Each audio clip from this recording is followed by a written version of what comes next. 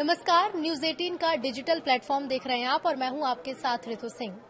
वृंदावन के प्रसिद्ध संत प्रेमानंद महाराज जी की तबीयत इन दिनों ठीक नहीं चल रही है। ऐसे में आप भी जानना चाहते होंगे कि फिलहाल उनका स्वास्थ्य कैसा है।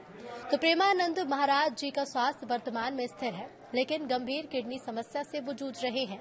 उनकी दोनों किडनियां फेल हो चुकी हैं, जिसके कारण उन्हें रोजाना डायलिसिस की जरूरत पड़ रही है। ये समस्या पॉलीसिस्टिक किडनी डिसीज से जुड़ी है, जो कई सालों से चली आ रही है। हालांकि आधिकारिक अपडेट्स के अनुसार वो सचेत हैं, अपनी दैनिक दिनचर्या जैसे पदयात्रा और भक्तों से मिलना, सत्संग जारी रखे हुए हैं और धीरे धीरे सुधार की तरफ बढ़ रहे हैं। हाल ही में पंडित धीरेन्द्र कृष्ण शास्त्री ने भी पुष्टि की थी कि उनकी तबीयत एकदम ठीक है। सोशल मीडिया पर उनके स्वास्थ्य को लेकर कई झूठी खबरें फैलाई गई, जिन्हें महाराज जी ने खुद खारिज किया। उन्होंने कहा कि लोगों का दुख जो परिणाम देगा वो आप संभाल नहीं पाओगे, इसलिए सही खबर ही दें। भक्तों ने किडनी दान की पेशकश की, लेकिन महाराज जी ने विनम्रता पूर्वक अस्वीकार किया और कहा कि ईश्वर की कृपा से दोनों किडनी के बिना भी उतना ही समय जीऊंगा जितना एक से। विभिन्न धर्मों के लोग उनकी लंबी आयु के लिए दुआएं कर रहे हैं।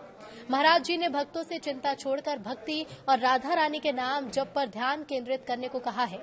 वृंदावन के प्रसिद्ध आध्यात्मिक संत प्रेमानंद जी महाराज के स्वास्थ्य को लेकर हाल ही के दिनों में सोशल मीडिया पर कई तरह की अफवाहें भी फैली, लेकिन आधिकारिक और ताजा अपडेट से ये साफ है कि उनकी स्थिति स्थिर और सुधार की तरफ है।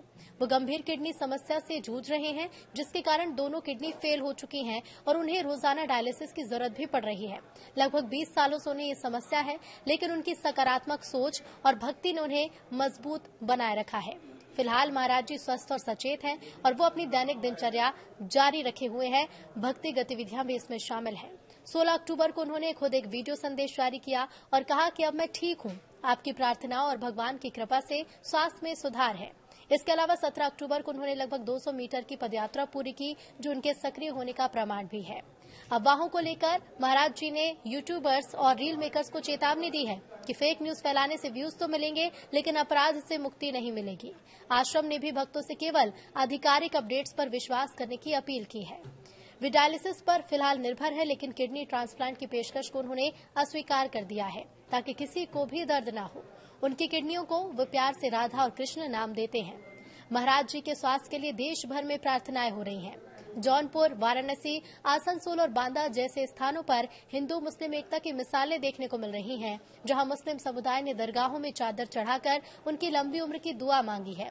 बागेश्वर धाम के पंडित धीरेन्द्र कृष्ण शास्त्री ने 15 अक्टूबर को आश्रम जाकर मुलाकात भी की और कहा कि महाराज की तबीयत एकदम ठीक है। इधर एक मुस्लिम समाज सेवी एएस नोमानी ने किडनी दान की पेशकश की, जो मानवता का प्रतीक बनी। महाराज जी ने भक्तों को संदेश दिया है कि चिंता छोड़कर राधा कृष्ण नाम जप पर ध्यान दें। उनके अनुयायी आश्रम के बाहर भजन कीर्तन कर रहे हैं।